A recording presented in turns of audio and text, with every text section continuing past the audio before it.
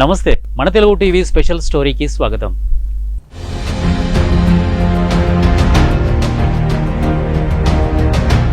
రాష్ట్ర విభజన జరిగిన తర్వాత ఏపీ రాజధానిగా అమరావతిని అప్పట్లో తెలుగుదేశం ప్రభుత్వం ప్రకటించింది.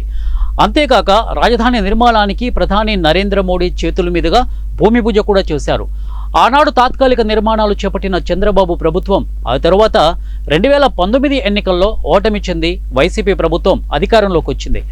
అయితే జగన్ ప్రభుత్వం అమరావతి రాజధాని నిర్ణయాన్ని వ్యతిరేకిస్తూ 3 రాజధానులంటూ గలం విప్పారు. అది కూడా నెరవేర్చలేదు. కేవలం ప్రకటనలకే పరిమితం అయ్యాయి. అమరావతిలో మాత్రం నిర్మాణాలు మాత్రం ముందడుగు వేయలేదు. ప్రస్తుతం 2024 ఎన్నికల్లో కూటమి ప్రభుత్వం గెలుపొందిన తర్వాత కేంద్ర ప్రభుత్వం రాజధాని నిర్మాణానికి పెద్ద మొత్తంలో నిధులు మంజూరు చేసింది. దీంతో అమరావతిలో నిర్మాణాలు ఊపందుకున్నాయి. అయితే ఒకే ప్రాంతంలో ఒక్కో చోట ఒక్కో ధర చదరపు అడుక్కు ఉండడంతో అధికారులు విస్మయం వ్యక్తం చేస్తున్నారు.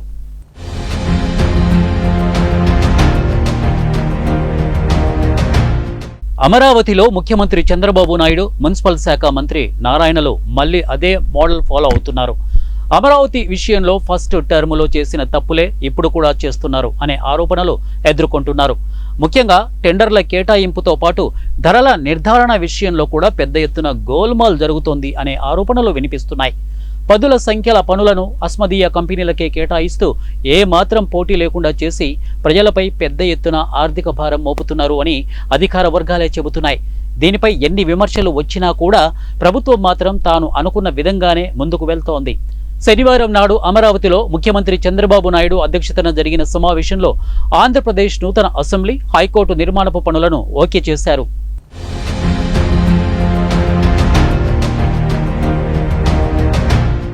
₹617 కోట్ల అంచనా వ్యయంతో అసెంబ్లీ నిర్మాణపు కాంట్రాక్టును L&Tకి, హైకోర్టు నిర్మాణపు పనులను NCCకి అప్పగించారు. హైకోర్టు నిర్మాణ వ్యయం ₹786 కోట్ల ఉంది. ఈ 2 కంపెనీలకు లెటర్ ఆఫ్ అవార్డు ఇవ్వటానికి CRDA అథారిటీ సమావేశంలో నిర్ణయించారు.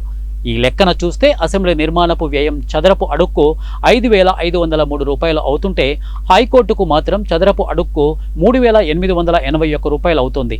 ఒకే ప్రాంతంలో నిర్మించే భవనాల నిర్మాణంలో నిర్మాణ వ్యయం ఇంత తేడా ఎందుకు ఉంటుంది అన్నది కూడా చర్చనీయాంశంగా మారింది. ఇది చూసిన వాళ్ళు బిల్డింగ్కు ఒక రేటు ఉంటుందా అన్న సందేహం వ్యక్తం చేస్తున్నారు.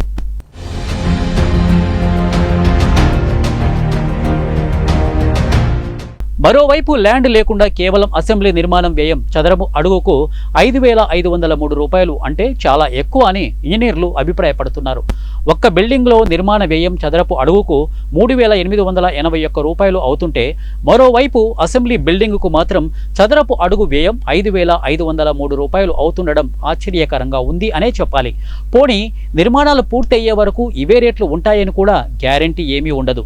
పనులు పూర్తయ్యేలోపు మధ్యలో మళ్ళీ ఏదో ఒక కారణాలు చెప్పి అంచనాలు సవరించే అవకాశం లేకపోలేదు అనే అభిప్రాయాన్ని కూడా కొంతమంది అధికారులు వ్యక్తం చేస్తున్నారు.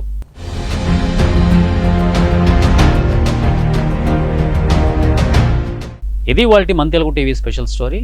మరో నెక్స్ట్ స్టోరీతో మీ ముందుంటాను. అంటిల్ దెన్ కీప్ వాచింగ్ మన తెలుగు టీవీ న్యూస్.